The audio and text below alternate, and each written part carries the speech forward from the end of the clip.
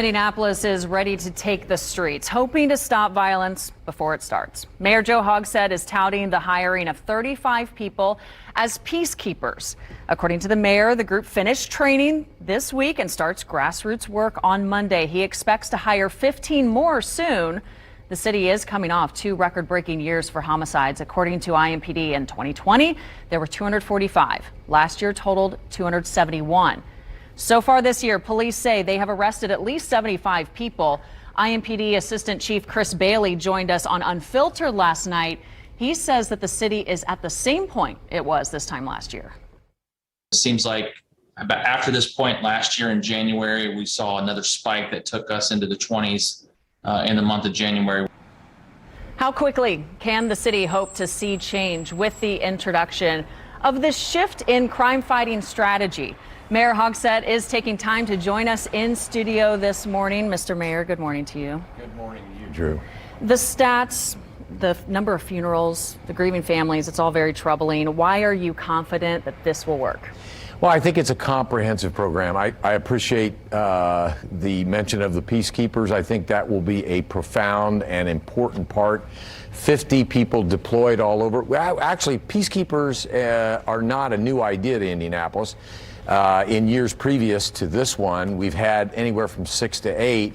Now, when you can scale up and widen the scope to 50, I think they will have, and their focus will be on disrupting and interrupting and reducing violence before it happens. So they'll be working with people who are likely victims of gun violence or, frankly, known to be likely perpetrators of gun violence.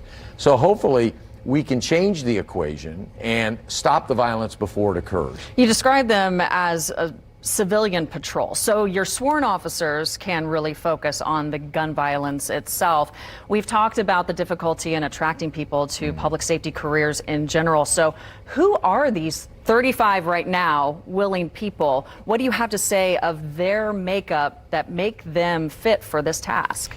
Well, I'll just be straight up. I mean, they are folks who are veterans of the street. They have credibility on the street and can communicate and talk to either potential victims of violence, gun violence, or perpetrators of gun violence in ways that uniformed officers or in ways that people like me could never communicate.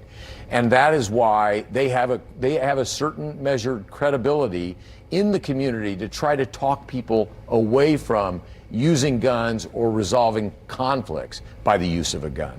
The violence reduction plan included at least 50 total peacemakers. We've mentioned that number a couple times. So 15 more spots. What do you say to encourage people that might consider joining this effort? Well, it's a full-time job. And frankly, there are a lot of folks out there that who are on the streets and really in need of gainful employment and are very, very thoughtful about interacting with the violence that unfortunately plagues too many of our neighborhoods. So we're going to expand to 50. We're going to be adding 100 new sworn officers. And then speaking of our civilian police force, we're going to be expanding the civilian police force so that more people can be directed toward non-emergency situations, which then allows our sworn officers to focus on what we want them to focus on, and that is preventing violent crime.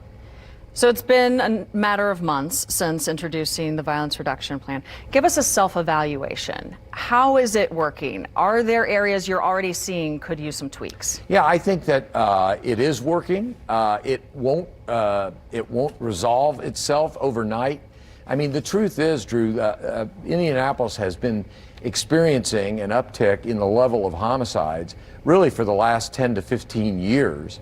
And so it's not a problem that you're just going to wave a magic wand and see go away. That's why our commitment, using the American Rescue Plan dollars that we received from Washington, D.C., it's a 3-year commitment. It's not one time and once only, but rather it's a long-term 3-year commitment that involves not only peacemakers, not only more police officers, not only more civilian police officers, but also a $9 million investment in modern crime technology. We're dedicating $30 million to overall mental health services throughout Marion County. And then, of course, $45 million or $15 million per year for the next 3 years to neighborhood-based, community-oriented violence reduction efforts. It's a lot of zeros for one specific goal. We did give our viewers a chance to be part of this conversation, knowing you were going to give us some of your time today. So we asked people on Facebook what they might want to hear from you. And a lot of the comments did center on crime. I want to focus. Terry responded almost immediately, suggesting that talk about crime in the city is lip service. What do you have to say to that? No, I think that the truth is we are dedicating a historic and record level of investments in reducing the level of gun violence that plagues our city. And frankly, we're not alone in this regard. Every major urban area in the country, because of the pandemic, has experienced an exponential rise in the level of gun violence. Now, I'm the mayor of Indianapolis, so my focus is on Indianapolis and Indianapolis alone. But it's not lip service. These are real, profound investments made possible by the American Rescue Plan that we're dedicating. They could be dedicated to a number of different things. There's no more important issue to the city of Indianapolis and to me as mayor than public safety. Indianapolis Mayor Joe Hogsett, thank you so much for your time this morning. We Thanks do for having appreciate me. it.